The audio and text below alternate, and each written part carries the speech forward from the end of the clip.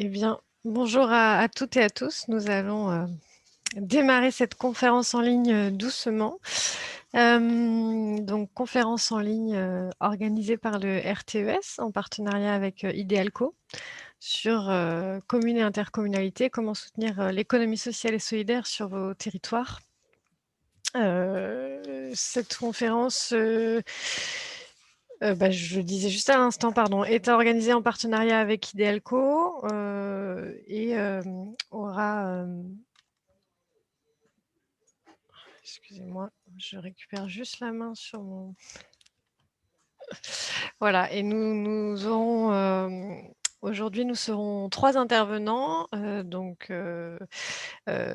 y aura Aurélie Caria, qui est responsable des entreprises, du développement économique et de l'innovation à la communauté d'agglomération de l'Albigeois. Philippe Mignard, qui est responsable du pôle développement de l'économie sociale, solidaire et alternative à Plaine Commune. Et moi-même, donc Chloé Séché, je suis chargée de mission au RTES, les réseaux des collectivités territoriales pour une économie solidaire.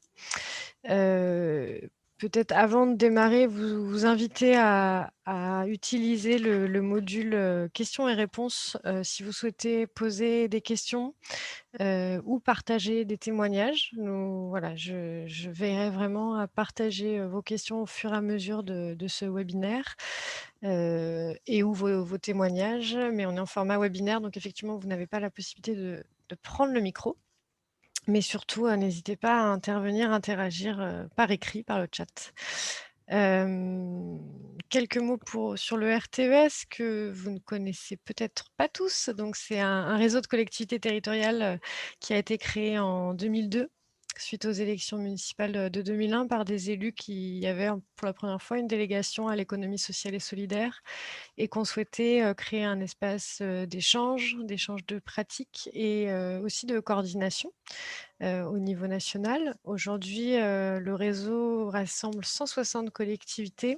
Vous avez la cartographie là qui apparaît de tout niveau de collectivités, donc des communes, des intercommunalités, des départements et des régions qui ont en commun de développer des politiques de soutien à l'économie sociale et solidaire sur leur territoire, qui partagent aussi un ensemble de principes d'action et d'intervention sur leur territoire autour d'une charte. Toutes ces collectivités territoriales sont signataires d'une charte.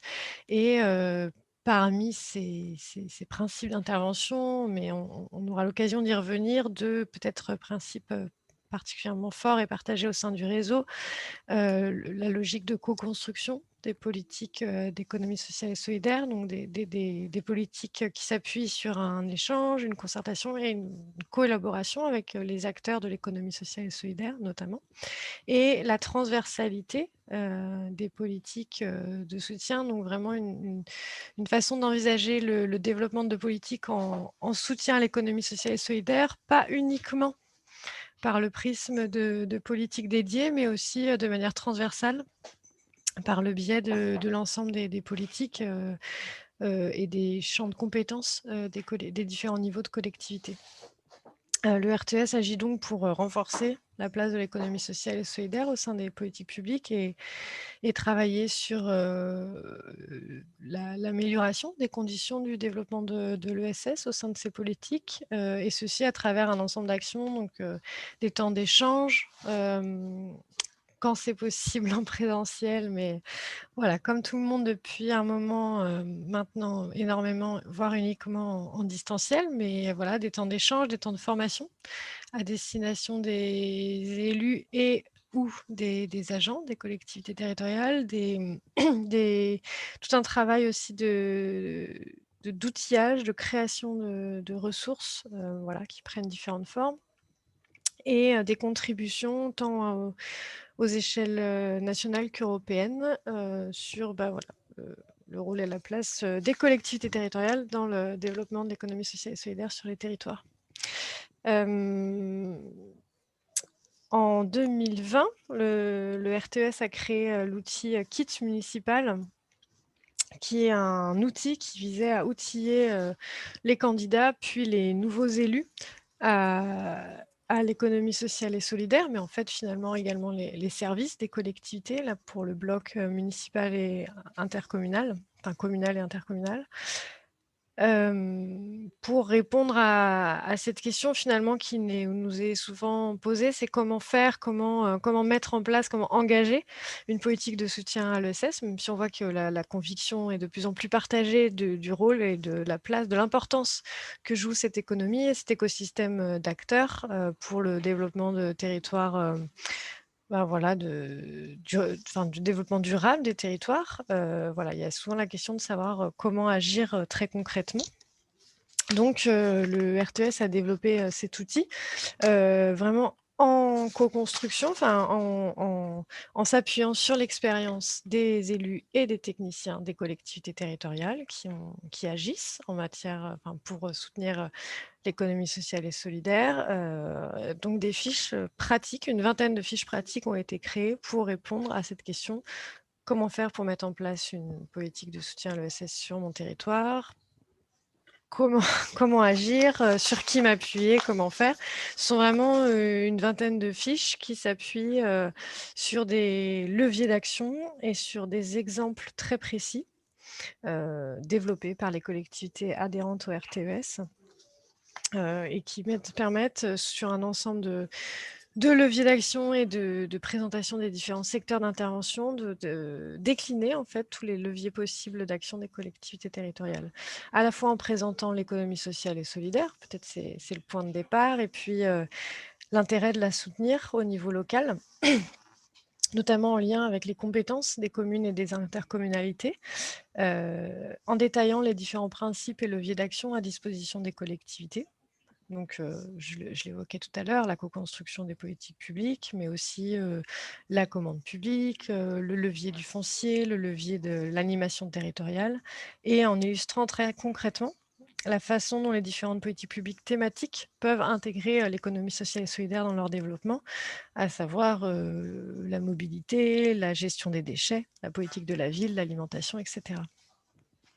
Heu donc, je vais peut-être pas vous lire les thématiques de ces fiches. Comme je vous disais, il y en a une vingtaine, et elles sont toutes, accessibles et téléchargeables en ligne, sur, le site du RTES, dont une fiche vraiment qui, met en évidence, toutes les compétences du bloc communal et intercommunal et la manière dont, les liens sont possibles en fait, à faire, soit en direct au sein de ces services, soit en lien avec, ou d'ailleurs en lien avec, le service qui est en charge du développement de l'ESS. Et puis après, tous les leviers d'action, donc je l'évoquais, tout à l'heure, et puis surtout, les 2 intervenants auxquels on a fait appel auront l'occasion, alors bien sûr pas de tous, les illustrer mais en tout cas d'en illustrer une partie, alors en se détachant de ce kit, hein, avec la manière dont ça s'est développé sur leur territoire, mais voilà, on pourra voir, certains leviers illustrés, juste derrière, et puis, après si vous avez des questions, on pourra, s'appesantir sur, d'autres. Voilà, je sens vous les lire tous. Vous voyez, il y en a un consacré à la commande publique responsable, l'autre à la question, par exemple, des finances solidaires et monnaie locale, l'enjeu de la transversalité des politiques de l'ESS, ou encore, l'inscription, au sein des sociétés coopératives d'intérêt collectif. Enfin voilà, vous avez, tout un ensemble, une dizaine de fiches, on va dire, leviers, et aussi une dizaine de fiches, thématiques, donc vraiment qui fait le lien avec les différentes, compétences, des communes et interco.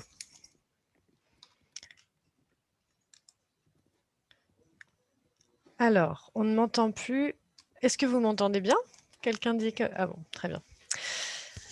Alors, Pierre-Alain lui répond, très bien. Et donc, voilà, l'idée aujourd'hui, c'était, suite à cette, présentation rapide du kit municipal, de faire appel à 2 collectivités, en l'occurrence 2 intercommunalités, qui, puissent vous présenter la manière dont elles ont, développé et structuré, sachant qu'on vous le verrez, on est face à 2 intercommunalités qui n'en sont pas au même niveau de développement et de structuration, leur politique de soutien à l'économie sociale et solidaire, mais voilà, les leviers, les points d'appui, du développement de leur politique, de soutien à l'économie sociale et solidaire. Du coup, je vous propose peut-être tout de suite, j'arrête juste mon partage, d'écran. de donner la parole à Aurélie Caria, qui est donc responsable des entreprises, du développement économique et de l'innovation à la communauté d'agglomération de l'Albigeois, afin de peut-être nous présenter le plan d'action économie sociale et solidaire 2020-2026, et puis peut-être, pour commencer, le contexte dans lequel celui-ci a émergé. Oui, tout à fait. Bonjour à tous, donc Aurélie Caria. Alors juste une précision, je suis responsable entreprise au sein de la direction développement économique et innovation et donc en charge notamment de toutes les missions économie sociale et solidaire sur l'agglomération. Donc peut-être, parce que je vois que M. Mignard de Pleine Commune interviendra après, on n'est pas tout à fait sur le même profil de territoire, on va dire. Donc vous dire rapidement, la communauté d'agglomération de l'Albigeois, c'est une collectivité de 85 000 habitants qui réunit 16 communes avec une ville-centre qui est la ville d'Albi, qui rassemble à elle seule 50 000 habitants.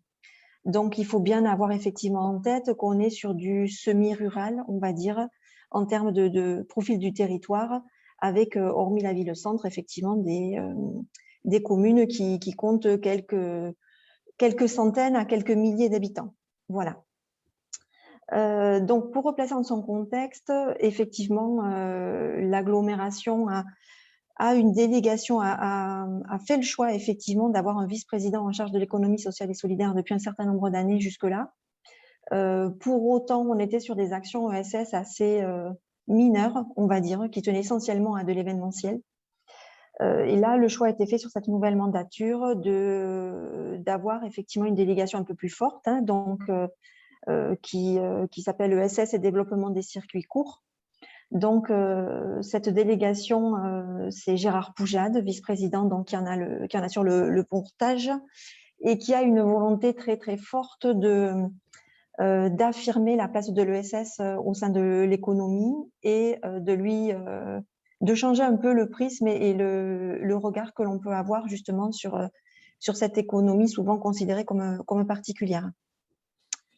Donc, en fait, on va dire, compte tenu du contexte sanitaire de mars 2020, les élus du Grand Albigeois ont bien entendu conduit une politique assez volontariste de soutien aux entreprises albigeoises et ont voté un plan de relance économique en septembre 2020.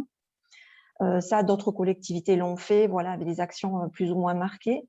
Le choix a été fait en Albigeois d'associer à ce plan de relance économique un plan d'action économie sociale et solidaire qui, lui, a été voté en décembre 2020, qui se disait, on va dire, fédérateur et qui avait vraiment une volonté de promouvoir une approche transversale des politiques publiques de l'agglomération. Et là encore, voilà, de changer un petit peu l'angle de vue. Ce plan ESS, il suit 3 grands axes. Je voulais essayer de vous les montrer très rapidement. 3 grands axes. Hop, voilà. Que sont donc la création et le développement des activités et de l'emploi. Donc, on y retrouve un certain nombre d'actions concrètes que l'agglomération souhaite développer sur le mandat. Donc, on ne va pas toutes les développer, d'autant plus qu'effectivement, on fait par la suite un focus sur 2 d'entre elles. Mais l'idée, c'est vraiment effectivement d'avoir des rencontres régulières, certes, avec des acteurs économiques forts, notamment du réseau consulaire, sur toutes les actions de reprise et transmission d'entreprise. Chloé évoquait tout à l'heure la commande publique responsable. Là, on aurait une action effectivement en termes d'intégration de clauses sociales dans les appels d'offres. On se pose la question de la candidature territoire zéro chômeur de longue durée. Voilà, ce sont des choses qui sont déjà un petit peu initiées. Et des actions un peu plus fortes et un peu plus complexes, on va dire, à mettre en œuvre, qui sont par exemple la création d'une SIC dédiée au commerce et à l'artisanat, avec un premier contenu qui serait la mise en place d'un système de fidélisation en faveur des activités commerciales. Donc ça, c'est quelque chose qui sera lancé aussi prochainement. Et puis, bon, rapidement, voilà, des outils de portage immobilier et financier, notamment dans ce premier axe. Un second axe fort qui est effectivement donc de contribuer à la transition écologique et énergétique du territoire. Donc, avec la mise en place d'un outil de compensation carbone que je développerai un peu plus tard. La création d'une SIC mobilité, puisque là, on se rend compte qu'effectivement, on a un certain nombre de prestations, on va dire, qui pourraient être élaborées en termes de plan de déplacement entreprise. et puis des actions sur le champ de l'énergie. Un autre axe qui est celui qui concerne plus spécifiquement le secteur agricole et les circuits courts, où là, effectivement, on s'appuierait notamment sur une action qui est d'ores et déjà engagée depuis quelques années par la collectivité, qui est un événement annuel où on met en relation les consommateurs et les producteurs locaux. Mais là, ce serait vraiment aller sur la création en fait, d'une exploitation agricole, notamment, que je vais vous développer. Donc ça, ce sont des axes. Ces axes, effectivement, ont vocation à se déployer sur des actions concrètes et à s'appuyer pour ce faire sur des opérateurs ou des dispositifs. Il tient particulièrement à cœur, en fait, pour M. Poujade, de s'appuyer sur le statut coopératif et donc sur la création de SIC existantes, enfin sur la création de SIC ou sur la mise en place de partenariats avec des SIC existantes lorsque c'est le cas, pour déployer des dispositifs dans les différents champs que je vous ai énoncés rapidement dans les axes précédents. Donc, opérationnellement, une fois que l'on a dit ça, le principe d'organisation au sein de la collectivité, c'est d'avoir un pilotage, on va dire, de ce plan ESS et des actions par le service de développement économique et innovation, mais de s'appuyer sur l'expertise des services concernés pour développer ces projets, les mettre en œuvre et en assurer le suivi technique. De la même façon, il a été décidé de mettre en place un comité de pilotage. Le vice-président ESS, donc on assure la présidence, et on retrouve dans ce comité de pilotage les différents élus dont les délégations sont en lien avec les projets, les actions concrètes qui seront développées sur le mandat. Donc le principe était bien là d'être dans une co-construction, une co-validation, et ce comité de pilotage a pour rôle d'ailleurs de valider les projets qui sont présentés ensuite en conseil communautaire. Voilà, donc le principe, on va dire, un petit peu de fonctionnement d'organisation autour de ce plan ESS. Peut-être un focus, on avait identifié avec Chloé deux secteurs qui pouvaient effectivement être intéressants. Celui de l'outil de compensation carbone. Donc là, l'idée première, ça a été de dire pour les élus, il faut qu'on réussisse à conserver la richesse en local, autant que possible. En parallèle, on se rend compte qu'on a des projets locaux de développement durable ou en faveur de la biodiversité qui manquent de financement. Il y a certainement moyen, effectivement, de faire coïncider ces deux objectifs. Puisque donc d'un côté, nous constations donc des terres publiques, notamment délaissées, ou des acteurs tels que des communes ou parfois même des agriculteurs qui souhaitaient développer donc des plantations de haies, d'arbres fruitiers, mais qui n'avaient pas le temps et ou les financements pour ce faire. Et en parallèle de ça, des entreprises locales qui, pour certaines, sont investies dans une démarche de RSE, mais qui aujourd'hui, on va dire, financent des projets de développement durable, parfois même à l'autre bout du monde. Donc voilà, c'est un peu de là qu'est venue l'idée, qu'a germé l'idée, on va dire, dans la tête des élus, de créer un outil qui permet de compenser carbone vraiment au niveau local. L'idée première a été plutôt d'envisager la création d'une SIC, et puis bon, pour des raisons notamment d'organisation, très rapidement on s'est rendu compte que c'était quelque chose d'assez lourd à porter. On a identifié plusieurs structures existantes qui aidaient à déployer ce type d'outils à l'échelle de territoire. Et aujourd'hui, on étudie notamment la possibilité d'un partenariat avec l'une d'entre elles. L'idée étant en fait d'avoir à la fois une entrée au capital de la SIC existante et de bénéficier, au travers d'une prestation qu'elle rendrait, de bénéficier effectivement de sa compétence et de son expertise pour le déploiement d'un outil de compensation carbone en local. Donc, plusieurs actions à mener qui ont été débutées. Donc, une première action qui est l'identification des parcelles disponibles à l'échelle du territoire de l'agglomération et de l'analyse de leur potentiel en termes voilà, on va dire, de biodiversité et d'agroforesterie, puisque c'est la démarche qui est privilégiée par les élus locaux. Ces projets, une fois identifiés, l'idée, c'est véritablement de les mettre en visibilité. Trop créatif pour dormir. Trop dormir pour dormir. Ah, c'est pas moi. De les mettre en visibilité Et pour ce faire, de s'appuyer sur un site internet qui sera mis en place par le prestataire, un peu sur le mode du crowdfunding, c'est-à-dire que les gens participent au financement et voient un petit peu, dans quelle mesure le projet, reste à financer. Et puis bien sûr une communication de la démarche une fois qu'elle est construite auprès des entreprises et du grand public. Puisque là, je vous ai parlé des entreprises, mais l'idée, c'est de se dire aussi qu'il existe des particuliers qui s'interrogent parfois sur leur mode de vie et pour qui, l'éco-citoyenneté, fait sens et voilà et qui pourraient trouver effectivement dans ce type d'outils, un moyen pour eux de participer activement. Donc ça, c'est une communication, aujourd'hui on construit, hein, ce projet, donc c'est une communication qui sera présentée en fait aux entreprises locales et au grand public par divers supports de communication, à la rentrée de septembre 2021, avec une mise en œuvre des premières implantations qui sera engagée, dès le mois de novembre et ce jusqu'au mois de mars 2022. Et avec le projet, voilà, si réussite il y a, de reconduire ce type d'action annuellement. Voilà, donc ça, c'est vraiment un premier focus, compensation, carbone.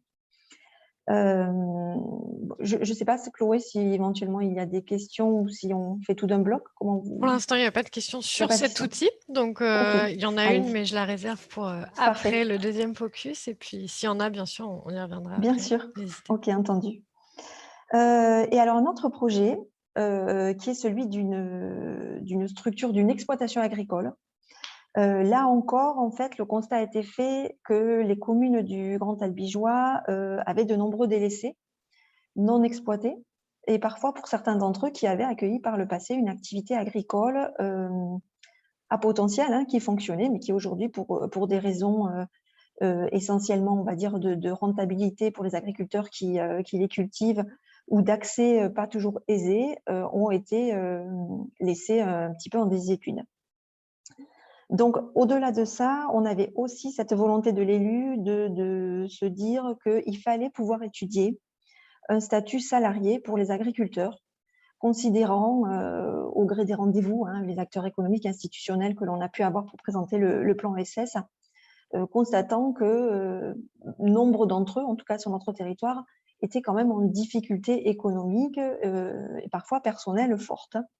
Et que peut-être qu'aujourd'hui, voilà, il fallait changer l'angle de vue et se dire qu'un statut salarié, ça fonctionnait ailleurs.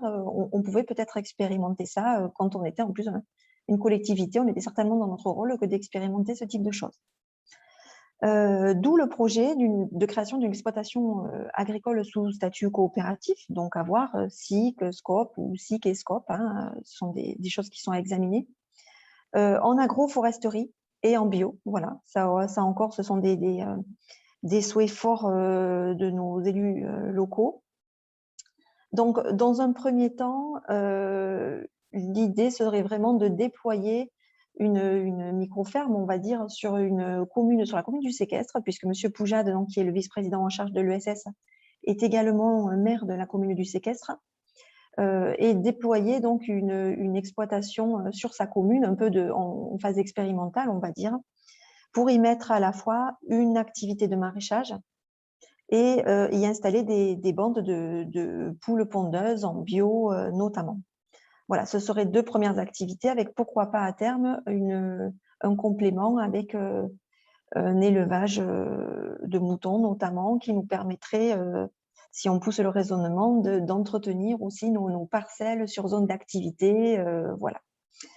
Ce marché, en tout cas, est identifié, c'est-à-dire que là encore, les nombreux échanges que l'on a pu avoir pour présenter un petit peu ces idées, nous ont conduit à avoir des échanges et des apports très intéressants avec des structures telles que des supermarchés, on va dire. On a un Intermarché, notamment un local, qui est très intéressé par l'idée justement de distribuer les produits qui seraient cultivés, produits sur le territoire et notamment le réseau des magasins de Biocoop que nous avons sur le territoire. Nous en avons 2 et 2-3 autres qui se trouvent à l'échelle du département qui seraient intéressés également. Une autre perspective serait, d'alimenter la restauration collective locale, puisque nous avons une cuisine centrale qui alimente, presque la moitié des écoles et des EHPAD et etc. du territoire. Donc voilà, ça, ce sont des perspectives aujourd'hui intéressante qui rencontre un engouement, hein, on va dire, des acteurs éco sur ce projet-là, qui est un projet au plus long cours hein, par rapport à l'outil de compensation carbone. Là, aujourd'hui, nous sommes en train d'étudier la possibilité de lancer un marché public pour être accompagnés en termes d'ingénierie de projet. Voilà. Puisque compte tenu de la spécificité au niveau d'expertise qu'il faut avoir effectivement sur ces activités-là, là, clairement, on va dire qu'aujourd'hui, la principale difficulté pour nous, c'est justement d'avoir quelqu'un qui a la hauteur de vue, la compétence et l'expertise suffisante pour déployer ce type de projet dans la durée, en partenariat bien sûr avec la Chambre d'agriculture du Tarn, hein, avec laquelle nous travaillons régulièrement. Mais bon, voilà, un projet sur lequel on pense effectivement pouvoir aboutir à 18 mois, 2 ans, hein, clairement. Voilà. Donc voilà très rapidement une présentation de ces projets. Je vous en ai présenté 2. Effectivement, aujourd'hui, sur le plan ESS de la collectivité, on est à 8 opérateurs ou dispositifs, en tout cas, que les élus souhaiteraient pouvoir développer sur le mandat. Très bien, bah, merci beaucoup. Merci beaucoup Aurélie. Je partage une question de Patrick Mignon, qui est élu en charge de l'économie sociale et solidaire à la ville de Castanet-Tolosan, qui pose une question sur la SIC commerce et artisanat, en demandant en quoi consiste ce projet de société coopérative d'intérêt collectif commerce et artisanat. Alors, c'est un projet en fait que les élus ont en tête depuis quelques temps. On en avait parlé avant même cette mandature, hein, sur la précédente mandature, il y avait déjà un sujet qu'un territoire proche, le Carmosin, a commencé à développer. Sur ce projet, aujourd'hui, on va entrer en phase de co-construction, on va dire d'ici un mois, avec des artisans et des commerçants que l'on a identifiés dans les 16 communes de l'agglomération, en partenariat avec les chambres consulaires, l'URSSCOP, la Fédération des commerçants de France, etc. Aujourd'hui, le contenu évident serait celui de la mise en place d'un système de fidélisation avec une carte de fidélité en fait déployée à l'échelle du territoire. Mais ce ne sera certainement pas le seul contenu, hein, sans quoi on n'est pas forcément, sans quoi il ne serait pas forcément pertinent d'aller sur la création d'une société coopérative pour ce faire. Donc le contenu est vraiment à co-construire. L'idée vraiment, la finalité même de ce projet, je vous le montrais au tout début sur le plan SS, le schéma des opérateurs avec un lien rapide entre eux. Ce serait même d'imaginer que demain, un grand albigeois qui covoiture le matin pour se rendre à son travail bénéficie de points sur cette carte de fidélité qu'il dépense en local dans son commerce de proximité. Ça, ce serait la volonté in fine des élus. Voilà. Donc, il y a un peu de chemin pour arriver à ça, mais notre objectif est celui-là, entre autres. Voilà. Ce qui pourrait être assez proche finalement de la logique d'une monnaie locale complémentaire. Enfin, je trouve. Oui, il y a effectivement des parallèles à trouver, ouais, tout à fait.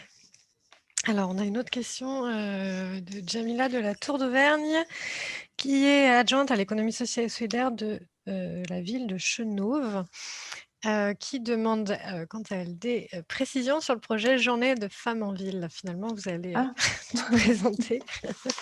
Et en demandant si c'est en lien avec le projet agricole. Mais... Alors, oui. Alors, de façon très transparente, on pourrait en faire plus de liens, justement, dans ces projets. Ferme en ville, c'est une journée qui se tient le dimanche une fois par an. On faisait ça à la mi-octobre, généralement, qui est une journée familiale, conviviale, qui se tient sur le campus d'un lycée agricole au Colonna. On a la chance d'avoir un beau lycée agricole avec un très beau campus verdoyant. Et on y a développé un marché de producteurs. Donc, 40 producteurs locaux qui viennent, qui présentent et qui vendent leurs produits au grand public. Hein. Là, vraiment, voilà, c'est une entrée gratuite, tout le monde est bienvenu. L'idée, c'était à l'origine de faire reconnaître les différents modes de circuit court alimentaire en fait, à l'échelle de territoire, les différents modes de vente pour les producteurs. Donc, on y retrouve des producteurs en vente directe, on y retrouve des AMAP, des drives, des magasins de producteurs, etc. C'était vraiment de mettre en relation l'offre et la demande à l'échelle du territoire. Voilà. Et c'est quelque chose qui a très, très bien pris. On est à près de 3000 ou 3500 entrées sur chaque événementiel, ce qui, à l'échelle de notre territoire, est une belle réussite hein, sur un événementiel voilà, grand public. Voilà ce que je peux en dire. Alors après, marché de producteurs, et au-delà de ça, bien sûr, on a des animations familiales qui se greffent avec toujours cette logique un petit peu mise en valeur et valorisation de notre alimentation locale et puis de nos producteurs et de nos savoir-faire locaux. Très bien. Eh bien, merci beaucoup Aurélie Caria. Pour l'instant, Avec pas plaisir. de nouvelles questions. En tout cas, voilà, n'hésitez pas. On aura encore un temps à la fin de cet échange pour des questions-réponses. Donc, n'hésitez pas à poser des questions sur la présentation du plan d'action économie sociale et solidaire de la communauté d'agglo du Grand Albigeois. Et puis, on pourra les relayer à Aurélie par la suite. En tout cas, voilà, je trouve ça très intéressant parce que les différents focus faits montrent aussi, voilà, sans revenir hein, sur les différentes leviers que j'ai présentés tout à l'heure. Enfin, il y a vraiment cette logique à la fois d'animation du territoire, à la fois de mise en visibilité des acteurs de l'économie sociale et solidaire du territoire, mais aussi de mise en lien et en coopération, une logique aussi d'animation vraiment entre les territoires sur des champs d'intervention très différents. Enfin, je trouve ça voilà, et puis plein d'autres choses d'ailleurs qui ont été dites, mais je trouve ça très intéressant. Bon, comme il n'y a pas d'autres questions, je propose de donner la parole maintenant à Philippe Mignard, qui apparaît à l'écran, c'est parfait, pour nous présenter cette fois ce que fait Pleine Commune, de manière générale sur l'économie sociale et solidaire, et puis dans un premier temps. Et puis peut-être après, effectivement, faire là aussi un focus sur deux dispositifs ou deux façons de travailler spécifiques de Pleine Commune. Ok, merci Chloé. Je partage mon écran. Comme ça. Oui. Je ne suis pas un inconditionnel du PowerPoint, mais comme j'avais un fort risque d'absence au dernier moment, j'ai préféré assurer le coup au cas où. Voilà. Mais tout va bien. Voilà. Parfait. Donc, présentation autour de 4 points. Donc, Pleine Commune, des éléments de contexte, on va aller vite, mais vous verrez, effectivement, on n'est pas du tout dans le même cas de figure que l'Albigeois en termes de typologie de collectivité. Avec Chloé, on avait identifié au moins 2 choses vraiment importantes parce que beaucoup de collectivités se lancent là-dessus et c'est des choses sur lesquelles on a un peu de recul sur ce qui marche bien, ce qui marche moins bien. Le principe de l'appel à projet, qui est un peu tarte à la crème, mais en même temps, il y a des manières différentes de le faire et des conséquences différentes. Le côté coopération, écosystème, construire en faisant avec les acteurs, qui est pour nous au cœur de ce qu'on essaie de défendre et qui est pour nous très important. J'ai l'impression que dans l'Albigeois, c'est aussi des choses comme ça qui sont portées. Et puis, très rapidement, un petit retour d'expérience sur la participation dans les SIC, parce qu'on s'y est déjà frotté depuis pas si longtemps que ça, mais peut-être en plus, ça fera écho avec tous les projets que nous a présentés Madame Carrière juste avant. Donc, voilà. Pour commencer, des éléments de contexte sur Pleine Commune. Alors, on est tout proche de Paris, hein, vous voyez, c'est juste en bas, là, en dessous. Saint-Denis, les villes autour, 450 000 habitants et 66% de la population qui habite en QPV. Je ne vais pas vous développer les autres indicateurs socio-économiques, vous pouvez les imaginer. On est bien dans le 9.3. Hein. Et quant à l'ESS, ça représente 800 structures pour 8600 salariés. Et alors, c'est finalement pas tant que ça n'est que 5% du tissu économique local et ça s'explique par un fort effet siège. Voilà, tout compte Paris, on a ce qu'on appelle la plaine Saint-Denis. À la plaine Saint-Denis, vous avez des grands comptes type Orange, type Generali, enfin voilà, on a énormément de grosses entreprises et donc forcément ça pèse sur les chiffres. Donc ça, c'est pour la présentation du territoire. Pour ce qui est de l'ESS, alors, nous, on est sur une politique publique qui est prise en tant que telle depuis 2006. Donc, ça fait très longtemps. Bien sûr, je n'étais pas là en 2006. Et en plus, depuis 2006, mais dans la continuité d'actions qui étaient déjà faites dans certaines villes du territoire. Voilà, la création de la mission ESS à Pleine Commune s'est faite par l'internalisation de 2 chargés de mission qui étaient sur deux villes différentes.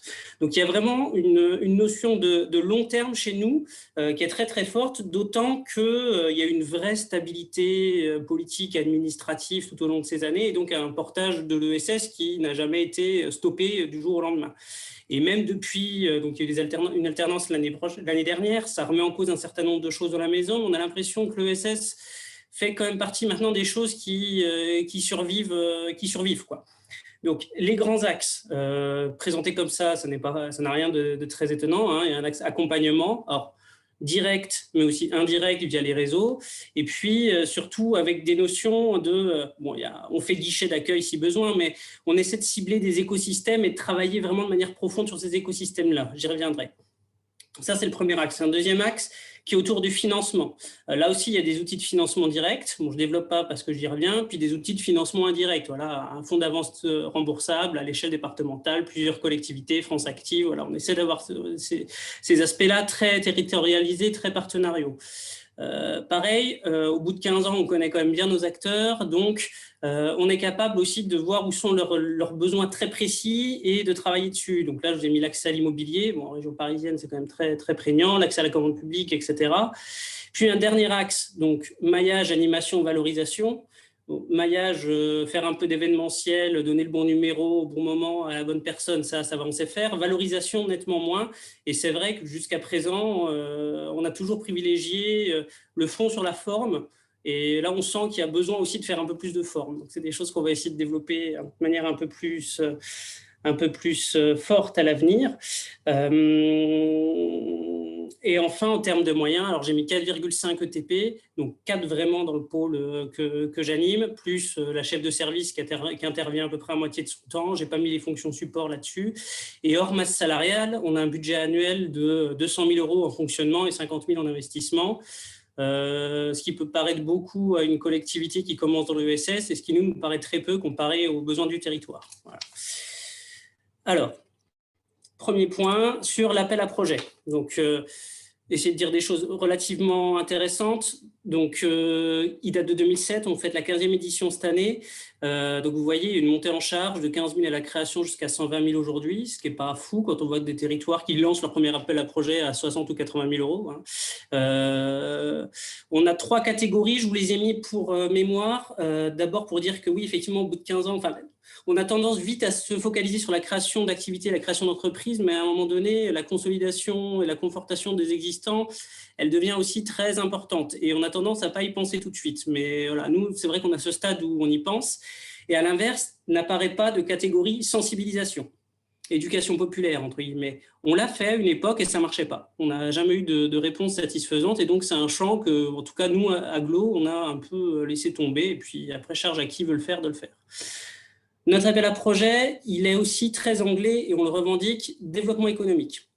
Pourquoi ? Parce que des appels à projet, il fallait qu'on trouve une complémentarité avec les appels à projet type politique de la ville, par exemple, ou ceux qui peuvent être portés sur le territoire autour du développement durable, qui est une approche très projet, combien d'habitants on va toucher, combien d'ateliers on va faire, etc.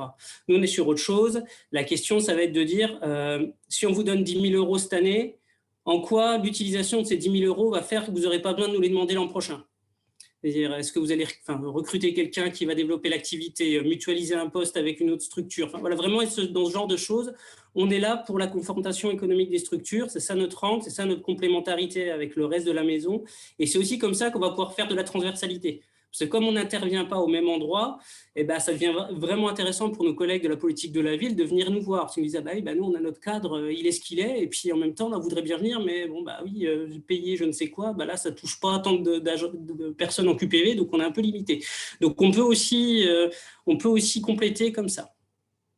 Alors, utilité évidente de l'appel à projet, bien sûr, tout ce qui est repérage, vous lancez une canne à pêche, donc ça vous permet de faire remonter plein de choses.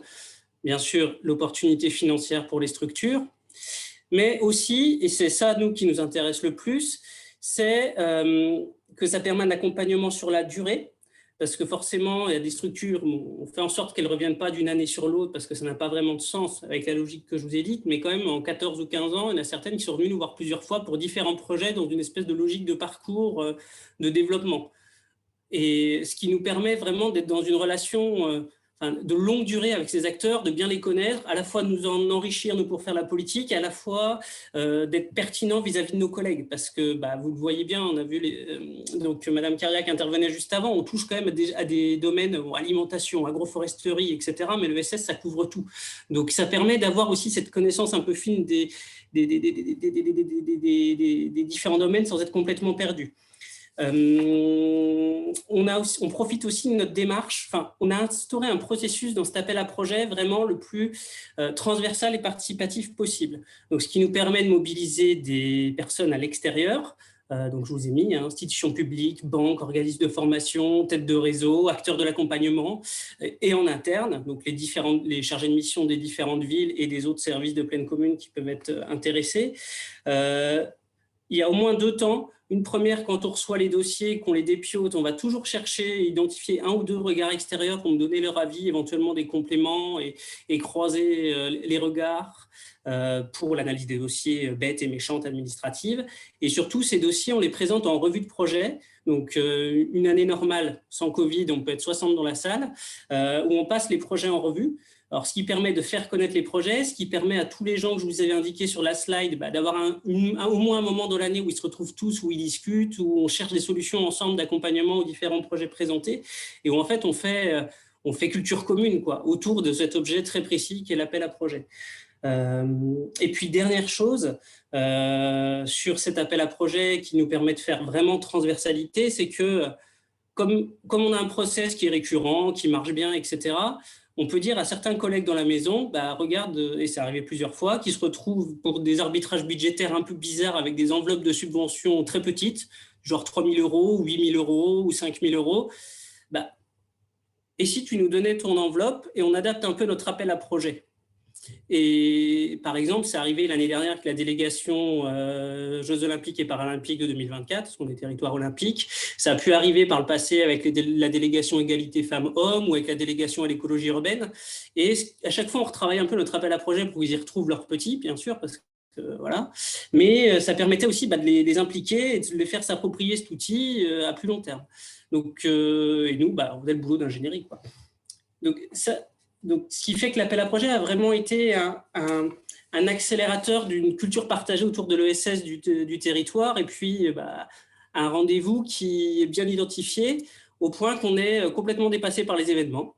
Alors, je vous ai mis juste un petit comparatif 2007-2020.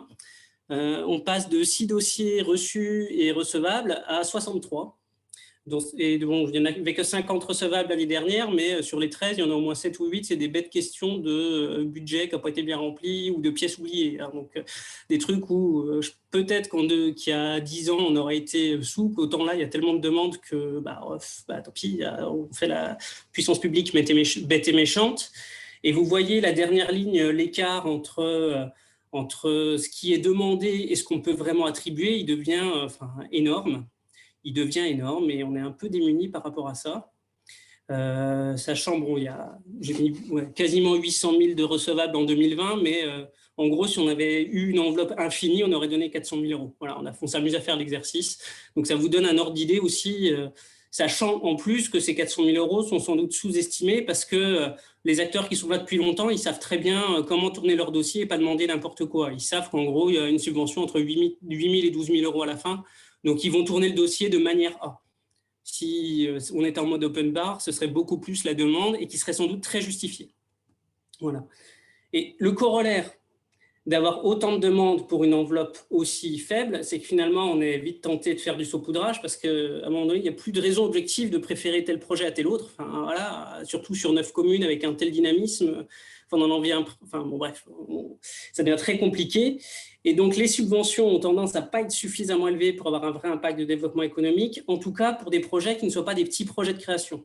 Voilà, c'est sûr que le café associatif qui ouvre dans un quartier prioritaire et qui nous demande de cofinancer le poste de son premier salarié, si on lui donne 8 000 ou 10 000 €, c'est un vrai impact. Quand on a des associations, on en a sur le territoire qui font 2, 3, 4 millions de chiffre d'affaires, qui ont 100 salariés, 8 000 €, ça n'a plus tant d'impact. Et en même temps, elles viennent nous le demander parce que ça permet de mettre le logo et l'imprimatur pleine commune et donc d'aller chercher les partenariats. Et on n'a pas d'outils autres.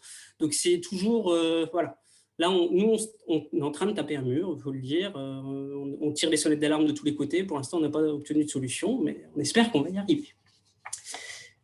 Voilà pour l'appel à projet. Ensuite, sur le côté, alors je regarde l'heure vite fait, oh, ça va. Écosystème et coopération. Donc, construire en faisant. Là, je ne vais pas dire des choses très folles là-dedans. C'est juste pour dire que nous, on se rend compte. Vous voyez, je vous ai mis 2 exemples. Une démarche avait commencé en 2001 autour des métiers d'art et de la création et une autre autour des fabriques culturelles depuis 2014, que le travail d'égal à égal, j'insiste là-dessus, on sort de la position surplombante de la puissance publique, on se met pas dans la boue, mais dans la mécanique avec les acteurs, on travaille avec eux sur une approche vraiment micro, endogène, d'écosystème, quoi, comme je disais tout à l'heure, assumé, avec aussi le risque d'assumer que ça se plante, hein, voilà. Et ben, ça donne vraiment des résultats sur le temps long. Voilà, métier d'art et de la création, c'est marrant parce que finalement, sur un tout autre sujet, c'est un peu la même démarche qu'essaie d'initier l'Albigeois en se disant, bah voilà, nous, on va créer des opérateurs. Là-dessus, on a aussi pris la démarche à l'époque, pas moi, hein, de créer des opérateurs. C'est-à-dire que au départ, il y a eu un projet plutôt emploi financé par le FSE, repérage des savoir-faire. Ah, c'est dommage, on a plein de gens qui, bon, certes, ils n'ont pas de diplôme, ils viennent de l'étranger, ils ont du mal à s'insérer, mais ils ont des trésors dans les mains, ils ont plein de savoir-faire manuels. Comment on les repère? Qu'est-ce qu'on en fait? C'est parti de là. Ensuite, il y a eu un croisement avec la volonté de faire une politique de soutien aux droits culturels autour du patrimoine. Et donc, il y a eu la création d'une association autour de la fabrique d'objets dérivés du patrimoine, puis avec plein d'actions sociales autour. Hein, mais bon, il y a comme une petite action commerciale. Et puis après, il y a eu la création d'une foire des savoir-faire, comme ça s'appelait. Donc, il faut imaginer que là, en 2019, en tout cas, ça avait fini par atteindre la taille d'un immense stand de 70 exposants du territoire devant la basilique de Saint-Denis pendant 10 jours au moment de Noël avec 30 000 visiteurs. Et puis, quand on mobilise des gens sur des foires, en fait, on se rend compte qu'ils montent en compétences, qu'ils se professionnalisent, mais qu'ils ont besoin d'être accompagnés là-dessus. Donc, on a créé une autre asso tête de réseau de ça, qui leur permettait aussi d'aller chercher des débouchés ailleurs que sur le territoire. Et puis, d'autres associations qui existaient par ailleurs sont dû se mettre dans l'écosystème. Donc, on a réfléchi à comment faire. Et en 2015 ou 16, il y a une SIC qui a été créée avec une boutique en dur en centre-ville à Saint-Denis, un atelier de fabrication numérique, etc. Et puis, cette coopérative-là, elle a mis 3-4 ans à trouver son équilibre. Maintenant qu'elle a trouvé son équilibre, elle repart en mode projet.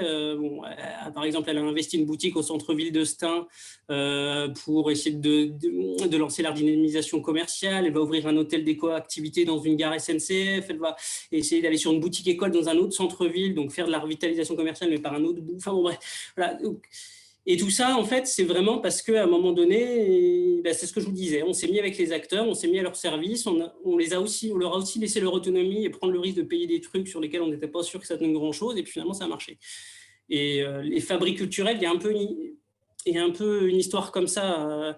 On s'est rendu compte, fabrique culturelle, donc nous, on entend des tiers-lieux ESS qui font de la culture, en gros. Bon. Et pour le dire simplement, et on s'est rendu compte via une étude qu'ils pesaient 10 millions d'euros à E4, et touchaient 1500 travailleurs. Donc on s'est dit comment on arrive à travailler entre eux pour développer les coopérations, etc. Et aujourd'hui, on est peut-être sur un futur PTCE si leur candidature est retenue à la MIC approche. Puis surtout un vrai opérateur très intéressant si le PTCE sort pour une candidature à capitale européenne de la culture en 2028. Donc, et là encore, il faut vraiment... c'est dans le temps que ça s'est fait. Je veux dire, en 2014, quand on a lancé l'étude, on n'avait aucune idée qu'on aboutirait à ça. Et en 2001, quand ils ont lancé le repérage des savoir-faire, ils n'avaient aucune idée. Mais ils se sont donné le temps et puis de monter quelque chose et puis de rester cohérent avec les acteurs et de se payer ce petit luxe du micro, de l'endogène. Bon, là, je vous ai mis les choses qui marchent et des choses qui n'ont pas marché. Hein, mais voilà. Et voilà, donc ça, c'est la première chose sur coopération. Et la deuxième que je vais faire très vite, c'est plus en mode pour avoir en tête, la grand-messe annuelle. Donc chez nous, ça s'appelle le comité de suivi parce que ça avait été instauré à l'époque où il y avait une convention de partenariat avec l'État, la région, etc. Et donc c'était le moment où on rendait compte du suivi de cette convention aux acteurs. Donc c'est vrai que ça apporte un certain nombre de choses en termes de maillage, de réseautage, de culture commune autour du territoire. On s'en sert aussi pour y placer des ateliers très opérationnels. et pas être sur des événements qui aboutiront peut-être à une idée dans 3 mois, non, en se disant, bah, voilà, là, il y a un besoin pour tel groupe d'acteurs, et ben, on en profite, quitte à être là pour faire le truc à ce moment-là. Bon, et après, ça a ses limites quand même, ça reste de l'événementiel où au final, bon, on n'a pas révolutionné le monde à la fin, même si c'est important de se voir. Voilà. Dernière chose, les SIC, vite fait. Alors nous, on n'a initié aucune SIC, mais elle se crée toute seule. Voilà, là j'ai mis 12, et en fait j'aurais dû mettre 14 SIC actives ou en projet, parce qu'il y a 2 autres que j'ai oubliés quand j'ai fait 2 projets très avancés que j'ai oubliés quand j'ai fait mon recensement, et x3 en 5 ans. Donc c'est quand même quelque chose qui est très très fort. L'année dernière, à l'appel à projet, je crois qu'on avait 8 candidatures de SIC. Donc comment on s'y est pris, nous? Parce que bon, vous avez bien compris qu'on était très branché coopération, donc a priori la SIC c'est quand même l'outil qui a été pensé pour. On n'a pas voulu être dans l'opportunité, c'est-à-dire, ah tiens, cette SIC-là nous plaît bien, on va lui filer je ne sais combien d'euros, puis on verra bien s'il y en a une autre qui nous plaît. Non, on a défendu et on a obtenu le fait qu'il fallait prendre cette question de la prise de participation dans les SIC comme un outil de droit commun et qui avait le droit à un cadre d'intervention comme on a fait un appel à projet, quoi. Bon, pas sous forme appel à projet, bien sûr, mais vraiment un truc balisé avec un process, des critères, etc., etc. Et donc, on a posé ça d'abord sur la table et ensuite, on a lancé des prises de participation, 4 jusqu'à présent, qui pour l'instant ont toutes été acceptées, pour un total de 160 000 €, ce qui pour nous a au moins deux intérêts. Déjà, parce que là, c'est des lieux de co-construction, vraiment, hein. Et puis de lieux aussi d'horizontalité, parce que quand on se retrouve un conseil d'administration, un conseil de surveillance de SIC avec toutes les parties prenantes, c'est quand même pas pareil qu'une sorte de dialogue de gestion pour voir si la subvention était bien obtenue, enfin bien utilisée. C'est quand même autre chose comme positionnement. Et puis la confortation économique, elle est immédiate. Quand on intervient sur les fonds propres en haut de bilan, tout de suite, je prenais la SIC Poincaré tout à l'heure, celle qui était liée au métier d'art et de la création. On est au retrait au capital. Alors, il y a eu des dettes prises sur des parts, sur de l'investissement, etc., des travaux, et l'exploitation a mis plus de temps à démarrer que prévu, même si elle semblait, et elle l'est, tenable à terme. Et donc, les fonds propres s'étaient retrouvés négatifs. Nous, on est rentré à un moment donné au capital pour permettre aux fonds propres de repasser suffisamment de l'autre côté pour simplifier les relations avec les banques, pour remettre la trésorerie à flot. Enfin, voilà. Et donc là, c'est quand même quelque chose qui est beaucoup plus impactant et beaucoup plus important en termes de développement économique que la subvention annuelle. Bon, sauf bien sûr, vous faites des subventions de 200 000 €, mais ça, nous, c'est pas dans nos cordes. Voilà. Alors, quelques constats après 3 ans d'expérimentation. Donc, la confortation économique, elle est indéniable. En revanche, la co-construction, ça dépend. Vraiment, il y a des sites qui sont beaucoup plus ouvertes que d'autres. Nous, on a mis comme préalable participation au conseil de surveillance, quoi qu'il arrive, en tant qu'invité permanent. Parfois, ça se restreint à ça, on se voit 3 fois dans l'année, plus l'AG, et puis c'est tout. Et d'autres, au contraire, on s'appelle toutes les semaines. Par contre, si on s'appelle toutes les semaines, ça devient très chronophage. Donc, c'est nous un luxe qu'on peut se permettre, parce qu'on est 4 à bosser sur le VSS, donc on arrive à se répartir à peu près. Quand il n'y a qu'une seule personne qui fait ça à 30% de son temps, je pense que c'est très vite injouable. Et puis l'autre chose, c'est quand même, il y a le rôle des élus là-dedans, qui restent quand même les représentants officiels de la collectivité auprès des SIC. Nous, on a joué la carte, encore une fois, tâche d'huile, c'est-à-dire on évite que le vice-président à l'ESS soit représentant auprès d'une SIC. Par contre, on va chercher d'autres élus, pas de la ville à laquelle appartient la SIC. Ça, c'est important, pour éviter, surtout qu'on a quand même un fort tropisme Saint-Denis, qui est la grosse ville. Donc, aller chercher des élus d'autres villes, et puis, si possible, des élus d'autres couleurs politiques, en tout cas de panaché, parce qu'il y a, pareil, on est sur des majorités très, très diverses et très plurielles sur une interco. Donc, on essaie de se servir de ça. Et c'est vrai que, bon, je touche du bois, j'ai un bureau en bois là devant moi. Sur les premières discussions là, sur la remise à jour du plan d'investissement de mandat, on s'en sortirait plutôt pas trop mal sur la prise de participation dans les SIC. Donc, c'est vrai que c'est peut-être quelque chose qui aura bien marché. Donc, voilà pour ma présentation aujourd'hui. Et puis, je vous ai mis les contacts de toute l'équipe. Voilà. J'espère avoir été pas trop rapide. Merci beaucoup, Philippe. C'était rapide, mais en même temps, j'ai trouvé très complet sur les 3 points abordés. Alors surtout, n'hésitez pas si vous avez des questions. L'idée est vraiment d'échanger maintenant entre nous. Également Aurélie, Aurélie Caria, n'hésitez pas à vous reconnecter et à partager vos points de vue, vos questions.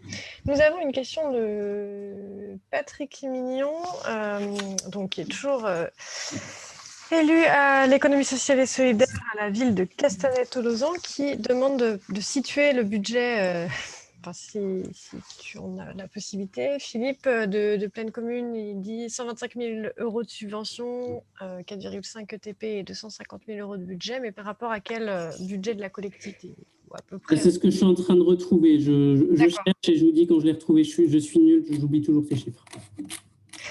Très bien, merci.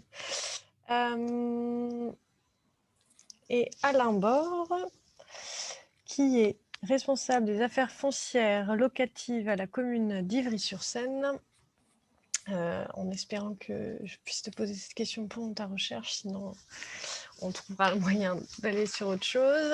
Pouvez-vous préciser la recherche d'élus extra-locaux dans l'ESIC et l'apport de ce processus? Alors, sur le budget, si je ne dis pas de bêtises, j'en profite, on a 112 millions en fonctionnement et section d'investissement, où est le total? Désolé, le total n'apparaît pas. Ah si, total dépenses, on est à 2 millions, non, plus que ça, 145. Oui. Ok. Si je dis pas de bêtises, je suis allé voir vite, mais bon, ça donne, on est quand même pas on a un petit budget à gérer, quoi. Quand même. Oui, voilà, ça donne quand même une idée de l'enveloppe, et de fait, c'est vrai que cette enveloppe de l'appel à projet est... Voilà. Disons que l'ESS prend de plus en plus de place dans les discours, mais pas encore dans les budgets. Ça, c'est quelque chose à dire. Et pourtant, on est dans une collectivité qui est plutôt, comme je disais, historiquement porteuse et à l'aise avec ces sujets. Donc, il y a quand même. Et puis, là où le kit municipal ESS est intéressant, c'est que à chaque élection, il faut recommencer avec des nouveaux élus, voire des nouveaux directeurs qui n'ont pas forcément travaillé là-dessus par le passé. Et donc, la deuxième question, c'était, excuse-moi, alors. Ouais, sur les élus dans les SIC. Alors, je me suis mal exprimé. Ce que je voulais dire, c'est que donc, les SIC ont souvent... Alors, elles peuvent avoir une échelle territoriale, voire régionale d'action. En revanche, elles sont quand même implantées sur une ville. Et donc, notre but, c'est d'aller chercher dans les élus territoriaux, parce de toute façon, on ne peut pas désigner un élu d'une autre collectivité, des élus qui ne soient pas de la ville qui est le siège de la SIC. Pour éviter d'être dans ce truc, les gens de Saint-Denis font leur truc entre eux et puis les autres villes font un peu la tronche. Et puis en même temps, le jour où il y a des... Et ça permet de faire infuser. Et on se rend compte, par exemple, nous, on a une ville comme Épinay-sur-Seine, qui est d'une autre couleur politique, qui pour l'instant n'avait pas de politique plus avancée que ça en matière de SS. Et là, ils sont à fond depuis les dernières élections. Et au moins 3-4 projets très structurants qui sortent à Épinay. Et je pense que cet effort d'aller chercher des élus, même qui n'avaient rien à voir avec l'ESS à la base, permet aussi, a des effets à terme, quoi. Oui, tout à fait. Enfin, je trouve que ça fait aussi fortement écho à ce que tu disais par rapport à la manière dont vous avez pensé l'appel à projet et notamment l'évaluation des propositions et candidatures des acteurs sur d'associer au maximum d'autres élus, d'autres services pour faire culture commune et finalement mettre créer une culture commune de l'ESS au niveau de la collectivité. Enfin, je trouve que c'est c'est vraiment un point très important, et je trouve que ça fait écho à une question qui était posée par une personne inscrite, je ne sais pas si elle est présente aujourd'hui, mais qui demandait comment convaincre les élus qui ne seraient pas convaincus. Voilà, je trouve que c'est peut-être pas le... Je te vois hausser les sourcils, tu as peut-être quelque chose à dire là-dessus, mais en tout cas, c'est aussi un moyen finalement de faire connaître ce qu'est l'ESS, comment les acteurs de l'ESS interviennent sur le territoire, sur quel champ d'action, etc. Je ne sais pas ce qu'en pense Madame Carrière, mais j'ai l'impression que la seule solution de convaincre vraiment les gens qui ne seraient pas convaincus à la base, c'est de faire. Enfin, c'est de les emmener sur le terrain et essayer de leur trouver des projets à faire avec les acteurs. Et là, ils se rendent compte. Ouais. Alors, je suis assez d'accord. Nous, on prend souvent le parti de dire que, par exemple, quand on travaille avec des structures coopératives, des SIC, des SCOP, etc., et même des chefs d'entreprise me le disent, ils rendent une prestation, ils font, et après, ils disent, vous voyez, ça, c'est une SIC ou une SCOP qui vous a fourni le service. Et ils ne l'annoncent jamais en amont. Parce qu'il y a encore effectivement des partis pris, des préjugés qui font qu'on ne va pas vers ce type de structure, ou qu'on a une image très, très limitée en fait de ce qu'est le monde de l'ESS aujourd'hui. Merci. Je pense que ça rejoint quand même, ou alors je saisis mal la question. Et dans ce cas, j'en excuse auprès de Patrick Mignon, qui demandait aux deux intervenants comment l'ESS a-t-elle été diffusée au sein des deux assemblées communautaires. Sauf si vous Alors, avez quelque chose ouais, à rajouter là-dessus. Mais... non, diffuser. Alors après, je suis pas sûre de bien m'approprier le terme, mais en albigeois, en fait, bon, là, on parle vraiment d'une volonté forte d'un élu, hein, qui porte quand même ce projet, hein, après, effectivement, qui a réussi en construisant justement ce plan ESS avec ses grands axes. Et on voit qu'on n'est pas très loin de l'économie classique, hein, ce qui rassure bien nombre d'autres élus, en fait. Dès qu'on a commencé à intégrer les mots de création d'emplois, d'activité, qu'on a commencé à interroger la prise de participation d'entreprises en difficulté, le soutien au commerce via les locaux vacants ou toutes ces questions immobilières foncières, on a déjà rassuré. Voilà.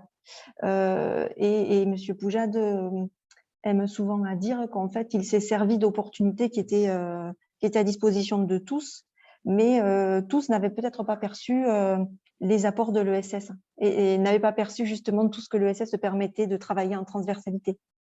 Donc, on va dire qu'on a quand même dû rassurer, hein, ça je ne mentirai pas.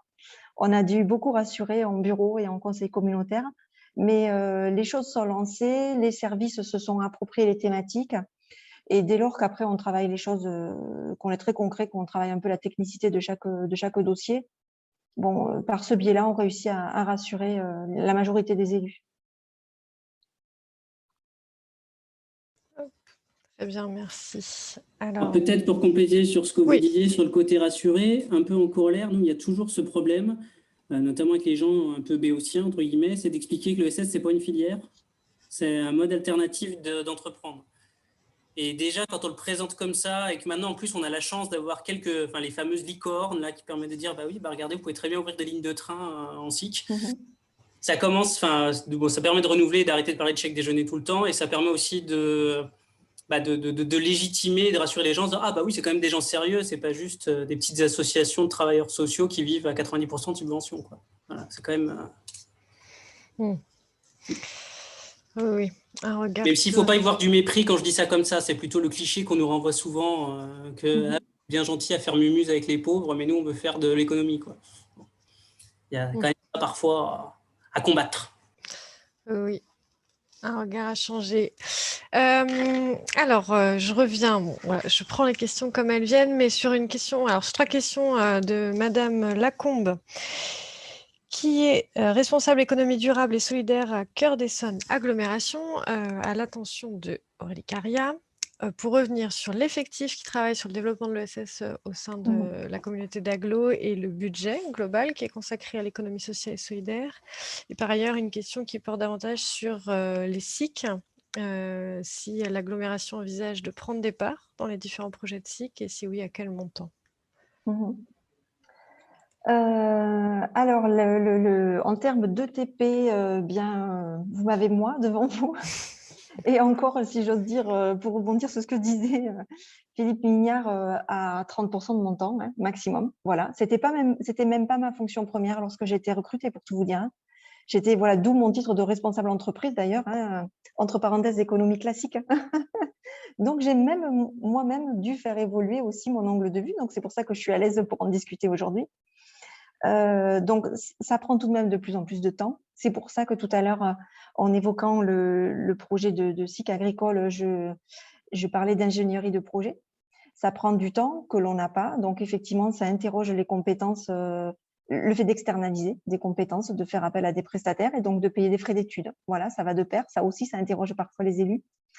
Le budget de l'agglomération, alors il a pendant longtemps été minime, c'est-à-dire que vraiment on était sur quelques, allez, je crois de mémoire 15-20 000 euros. Hein. En gros, c'était l'événementiel. C'était le montage de l'événementiel et encore, c'était cofinancé, voilà. Aujourd'hui, alors c'est plus complexe de vous répondre pour tout vous dire, parce que comme on travaille avec les services en transversalité, bien souvent, les services prennent quelques lignes de dépenses lorsqu'il s'agit de lancer des études sur leur domaine de compétences.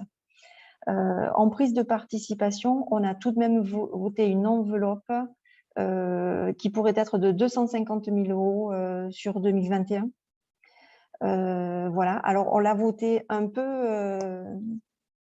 dans le flou, hein, faut bien l'avouer au départ, parce qu'on ne savait pas dans quel délai on allait réussir à mettre en œuvre en fait les axes. Donc aujourd'hui, on se rend compte d'ailleurs qu'on peut aller sur une SIC agricole à 40 000 euros au capital, alors que sur un outil de compensation carbone, vous voyez, le prestataire, lui, ne sollicite que 1 000 euros de participation. Donc, c'est vraiment à géométrie variable. C'est pour ça qu'il est difficile d'anticiper, en fait. Et c'est pour ça qu'on travaille d'ailleurs des délibérations modificatives là pour le Conseil du juin. C'est assez difficile ouais, de le voir par anticipation, mais ce que je perçois là très rapidement, c'est quand même, du fait de cette problématique d'ingénierie, une nécessité d'avoir une enveloppe non négligeable pour les études. Voilà, clairement, nous, on se rend compte de ça et c'est ce sur quoi d'ailleurs on doit un petit peu voir avec les élus qui n'avaient pas anticipé non plus et qui pensaient que les services allaient pouvoir pleinement s'approprier ce niveau-là d'ingénierie. Voilà. Mais là encore, lorsqu'il s'agit de développer des projets qui sont de notre ressort, aucun souci, bien entendu, lorsqu'on parle d'exploitation agricole, voilà, on coince au bout d'un moment quand on a fait un premier business plan, je vous avoue que voilà. Donc voilà, j'ai pas non plus en tête le budget global de la collectivité qui est tout autre évidemment que celui de pleine commune, mais il faut que je regarde aussi de mon côté.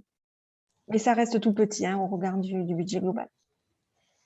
Merci beaucoup. Et puis en plus, enfin voilà, ces enjeux-là de l'ingénierie des collectivités reviennent quand même régulièrement. Et c'est vrai que, par exemple, sur ces questions de foncier agricole, on sait aussi qu'il y a des acteurs de l'économie sociale et solidaire qui sont positionnés, qui ont développé vraiment une forte expertise avec peut-être aussi des antennes locales. Donc, c'est aussi un moyen, faire appel à des structures de l'ESS et aussi un moyen de répondre aux enjeux d'ingénierie des collectivités. Alors là, pour ne rien vous cacher, nous avons parlé de Cœur d'Essonne ce matin avec Ferme d'avenir. Voilà. Très bien. Alors, plusieurs questions. Peut-être restons sur les SIC. Philippe, tu évoquais tout à l'heure le fait que voilà, l'investissement, la prise de participation au SIC peut être chronophage pour l'élu. Voilà, peut-être chronophage. Et donc, nous avons une question d'Alain Bord qui demande si c'est plutôt pour l'élu, pour les services, peut-être les deux. Voilà, qui souhaitait ça dépend de la SIC et ça dépend du degré d'investissement de l'élu, entre guillemets. Parce que, bon, il y a des élus qui peuvent s'investir plus ou moins, voilà. Certains qui sont très actifs. Et puis surtout, derrière, il y a des SIC qui sont très autonomes et en fait, on va se voir 4 fois dans l'année. Et puis en fait, ça roule. Et il y a juste à porter un peu la parole de la collectivité, histoire, voilà. Et il y a d'autres SIC qui vont demander un accompagnement beaucoup plus renforcé, soit parce qu'il y a des difficultés, soit parce qu'on est sur du montage de projet ensemble, mais du vrai projet. Donc là, il n'y a pas de règle, mais comme je le disais tout à l'heure, j'ai dit totalement au pif le côté 30% d'un ETP pour bosser. Mais moi, une époque, je suivais une SIC créée et une en projet qui depuis a été créée. Ça me prenait 70% de mon temps, rien que ces deux projets. Voilà, à un moment donné, il y a eu on s'est dit, bon, bah voilà, on assume le fait et puis on s'y met, quoi. Aujourd'hui, j'ai plus du tout besoin de passer autant de temps avec ces deux SIC-là parce que ça roule. Elles ont trouvé d'autres choses et puis que voilà, il y a d'autres collègues qui ont repris le flambeau sur les projets précis, parce qu'ils ont des compétences plus pointues que les miennes sur les projets en question. Mais voilà, ça peut vite monter. Voilà, dans une relation d'accompagnement pour ceux qui ont eu l'occasion de le faire. Quand les besoins sont nombreux, il faut y passer du temps, quoi. Et pareil, leur cours à l'ingénierie. En fait, nous, par exemple, un sujet très, très complexe, c'est la fiscalité. C'est-à-dire que nos fabriques culturelles dont je parlais tout à l'heure, il y a, je sais pas, le tiers de leurs dépenses qui sont liées aux bâtiments et aux taxes qui vont avec et à la TVA. Alors, comment on apporte une expertise suffisante pour leur permettre de jouer intelligemment avec la TVA? Je ne dis pas frauder, hein, mais essayer d'optimiser ce qui peut l'être, parce qu'à un moment donné, ça pèse derrière sur l'économie du site. Il va me falloir du temps avant d'être d'un bon fiscaliste quand même. Donc on est bien sûr à un moment donné obligé d'aller chercher de la compétence externe, même quand on a le temps, quoi, parce que c'est juste c'est des formations entières, quoi. Pas ça en 6 mois. Non, c'est des métiers spécifiques effectivement.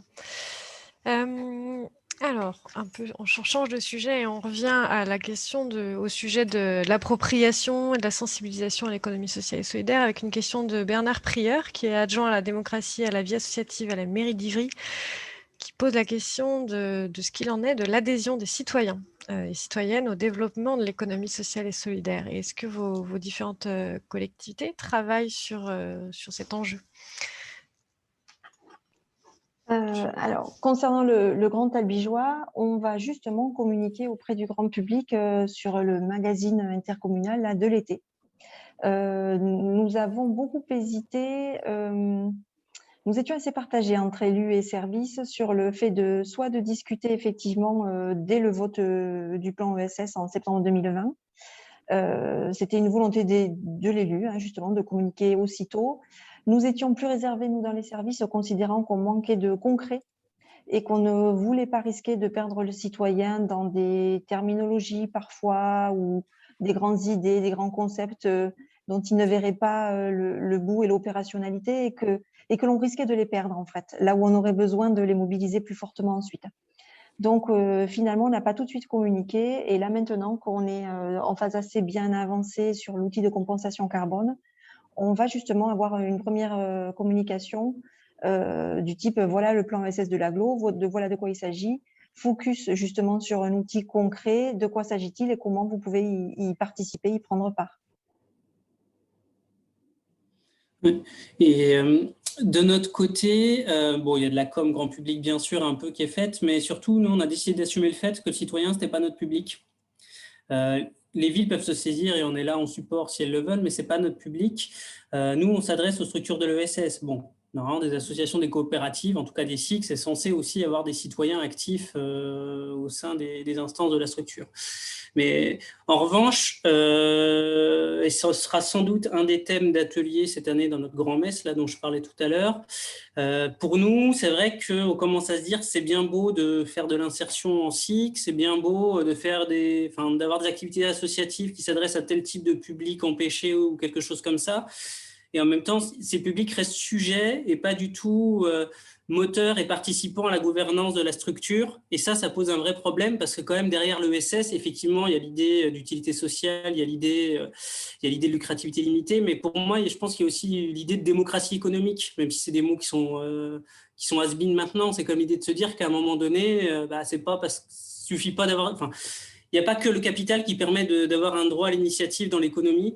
Et si les acteurs de l'ESS eux-mêmes n'arrivent pas à vraiment faire en sorte que le public le plus élevé... bref, il y a un côté de l'éducation populaire là derrière qu'on voudrait... On ne sait pas trop comment s'y prendre, parce que c'est vraiment pas... Nous, on est au DEVECO, donc on a cette culture-là. Mais voilà, donc là, il y a vraiment un truc, je pense qu'on est... ce serait très intéressant à creuser en tout cas.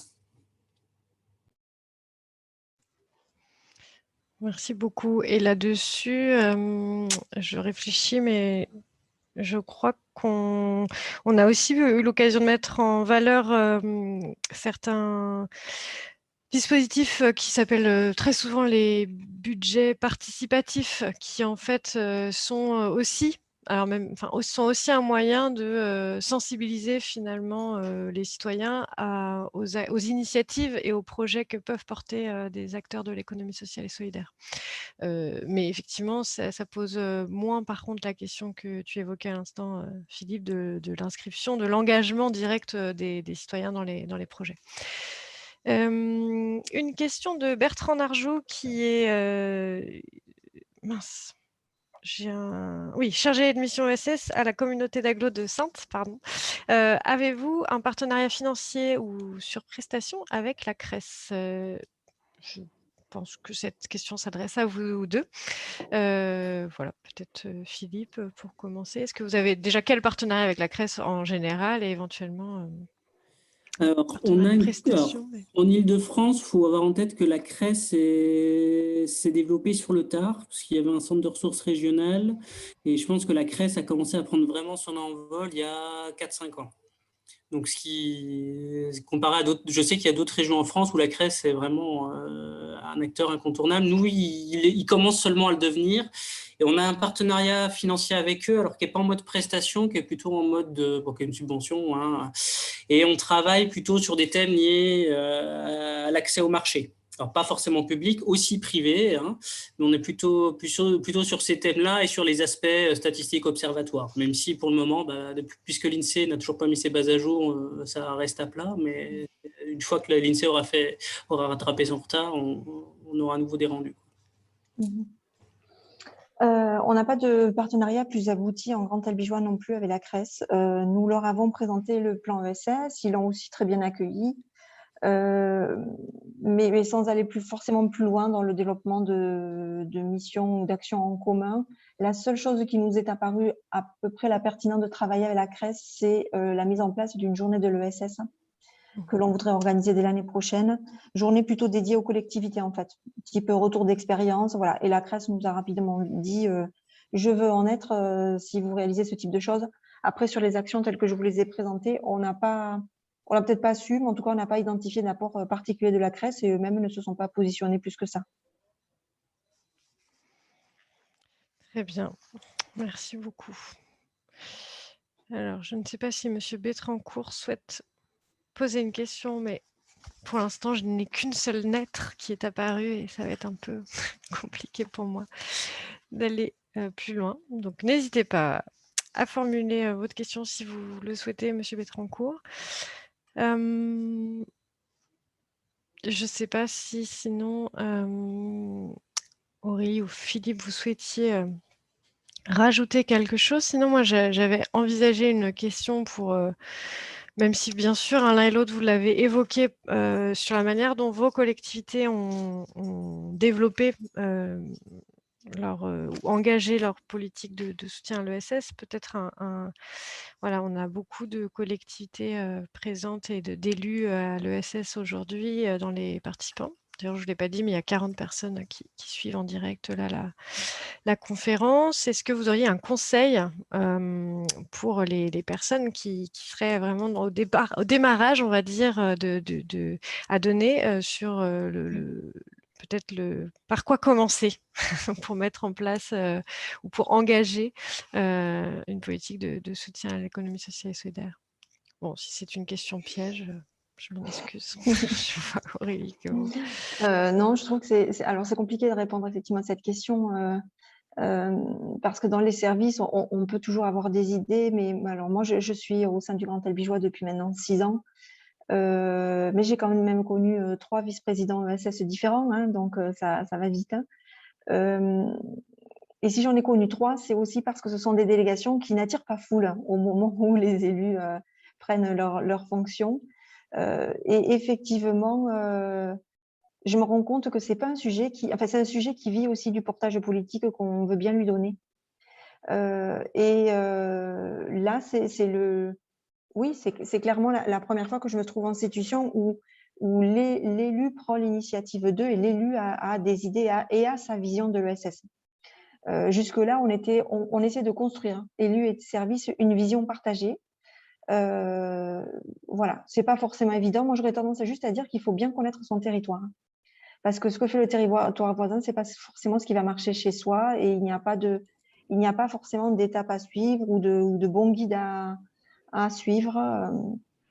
J'ai envie de dire qu'il faut le tenter parce qu'on est en collectivité et on a tendance à dire que si les collectivités n'expérimentent pas, qui va le faire? On est aussi là pour ça. Donc il faut oser, mais il faut bien connaître son territoire et son potentiel. Voilà. Je vais aller un peu dans le même sens. Alors, Pleine Commune, c'est différent. Je suis arrivé il y a 4 ans et il y avait déjà, il s'agissait de continuer quelque chose qui était déjà bien entamé. Dans ma précédente expérience, j'étais dans une commune en région parisienne aussi. Je suis resté 7 ans et demi. En 7 ans et demi, j'ai vu 5 élus différents. Donc, c'est à peu près la même temporalité, la même longévité d'élus. Et alors non seulement je suis d'accord, il n'y a rien qui est duplicable, d'un territoire à l'autre, puisqu'on part vraiment. L'intérêt de l'ESS, c'est quand même aussi, à mon avis, de partir de ce qu'est le territoire et pas d'aller chercher des pépites d'autres territoires, comme on va chercher des franchisés ou des fromagers ou je ne sais quoi pour. Voilà, on est quand même dans une autre logique a priori. Hein. Et pourquoi je disais ça? J'ai perdu le fil.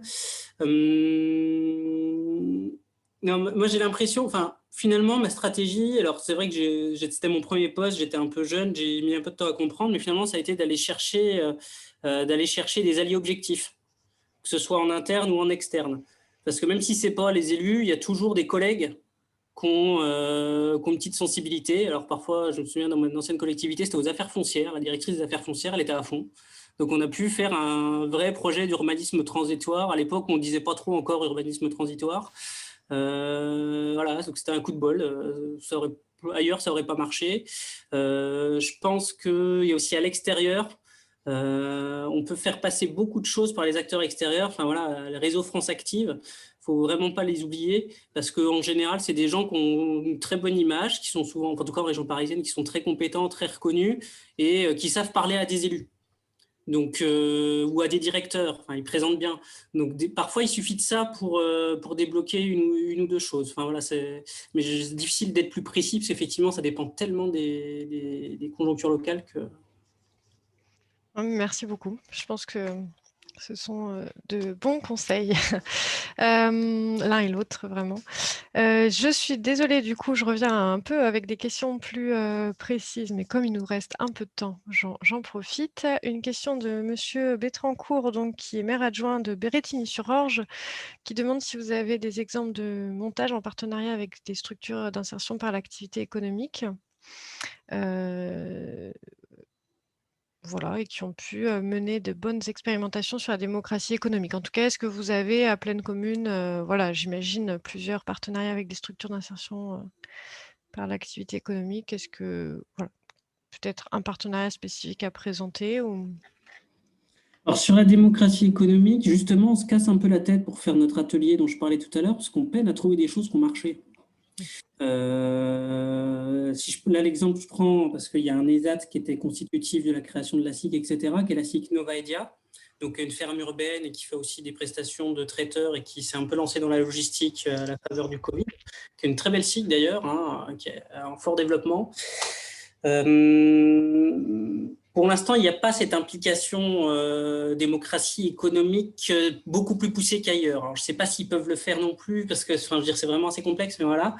Et les deux projets qu'on a identifiés, mais qui ne sont pas très liés à l'insertion, pour le moment, en tout cas pas au sens SIAE ou travail adapté, il y a un projet pareil d'agriculture urbaine à Villetaneuse, où en fait des gens ont récupéré une parcelle, ont créé un groupe d'habitants, alors là c'est des habitants QPV, etc., donc pas forcément insertion, en tout cas pas le fichier comme ça, sur l'animation de la parcelle qui a trouvé un modèle économique, hein, alors sur différentes activités, etc., en mode jardin partagé, mais avec des choses en plus pour qu'il y ait un peu de rentrée d'argent et bien sûr un peu de subvention, on est sur des modèles hybrides, hein. Et qui aujourd'hui, cette équipe de montage-là, elle va partir sur une autre parcelle, elle va transférer la parcelle aux habitants qui vont la gérer eux-mêmes.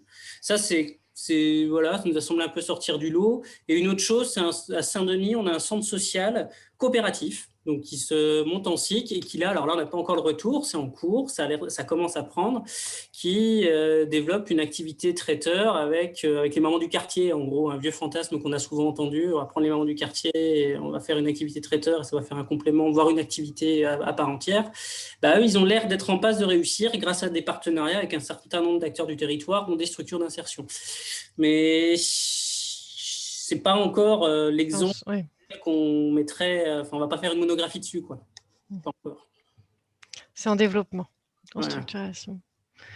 Aurélie, je ne sais pas si vous avez... Et non, alors moi, j'ai pas. Alors effectivement, dans le cadre de la création de l'exploitation agricole, je vous ai développé un petit bout du projet, en fait. Il y a tout un volet habitat social qui serait lié dans des tiny house avec des chantiers d'insertion développés aussi, notamment sur l'aspect culture maraîchère, etc. Mais voilà, tout ça, ça reste encore conceptuel, c'est-à-dire que voilà, c'est pas un retour d'expérience, hein, clairement. Ok. Et enfin, peut-être une dernière question de Patrick Mignon, élu en charge de l'ESS à la ville de Castanet-Tolosan, qui demande si vous avez si vous utilisez finalement aussi le foncier pour soutenir les structures de l'ESS. Alors, vous en avez l'un et l'autre parlé pour ce qui s'agit du foncier agricole, en tout cas de terre, mais peut-être un mot sur éventuellement des immeubles, enfin des bâtiments. Je ne sais pas si c'est un levier que vous utilisez. Alors, en Grand Albigeois, oui, on est en train de réfléchir à la mise en place d'une foncière territoriale dont le statut serait à définir, hein. On n'est pas forcément sur une SIC, mais qui aurait vocation, entre autres, à pouvoir porter l'immobilier d'entreprise Alors, en difficulté notamment, parce qu'on a déjà vécu ce cas de figure-là et c'était assez complexe d'intervenir au nom de la collectivité. Et également sur des locaux commerciaux vacants. Voilà, ce serait un outil de territoire qui est très attendu par les privés, par la force publique aussi là, et on attend, voilà, on est en train de structurer justement un petit peu l'outil.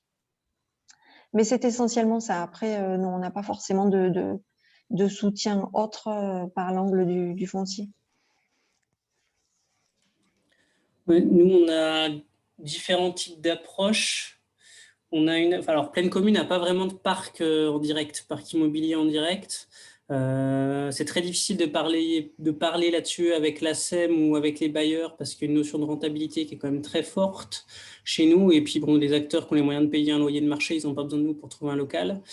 En revanche, on a réussi sur un projet de centrale de mobilité. Donc, centrale de mobilité, c'est un terme administratif pour dire parking amélioré, où on a réservé 400 mètres carrés de locaux en rez-de-chaussée, donc qui donnent sur un écoquartier, sur une allée piétonne, etc., là, qui devrait ouvrir à l'automne et qu'on met à disposition d'acteurs de l'ESS. Et on a réussi à faire un montage économique grâce à du FEDER notamment, pour aboutir à un loyer qui sera 3-4 fois en dessous du prix du marché. Donc ça, c'est un exemple. Il y a d'autres exemples où c'est plutôt, on a des acteurs qui commencent à avoir une envergure économique, qui commencent à être capables de se dire, moi, je veux devenir propriétaire de mon lieu de travail. Et là, c'est comment on les aide à passer le cap, soit en faisant de l'ingénierie directe, en payant des études, en les soutenant pour aller choper des fonds en rue ou des choses comme ça.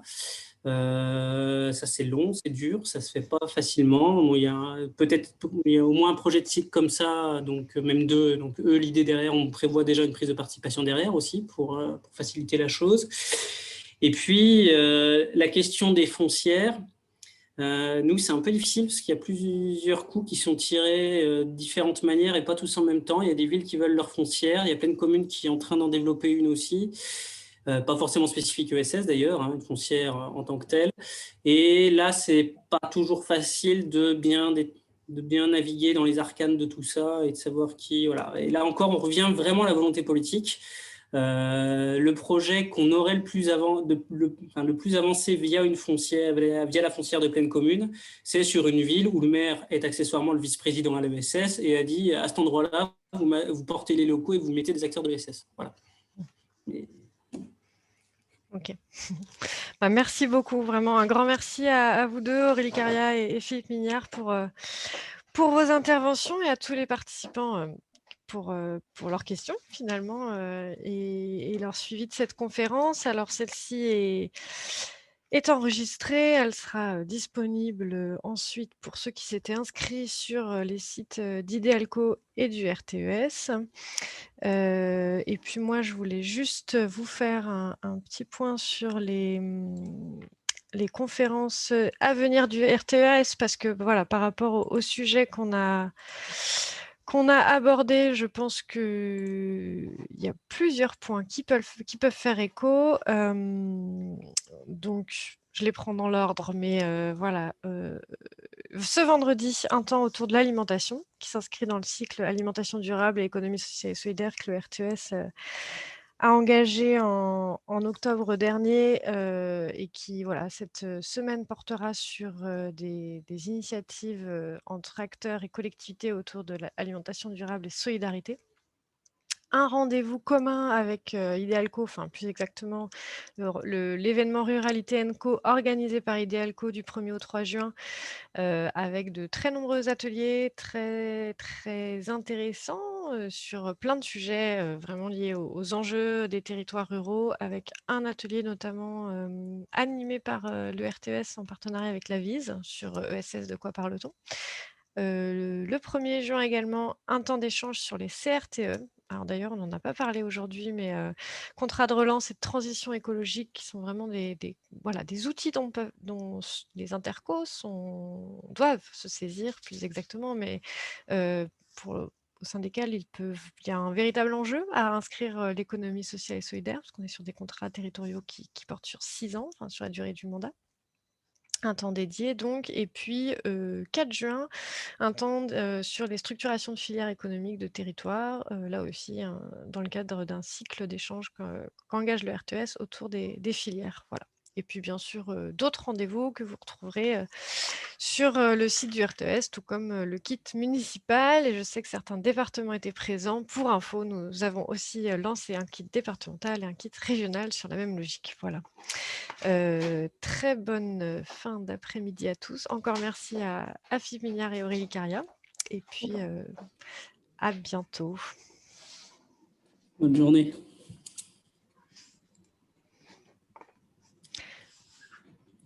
Je coupe. Au revoir. Merci beaucoup Au Philippe revoir, et Aurélie. Au revoir. Merci. À bientôt. Au revoir.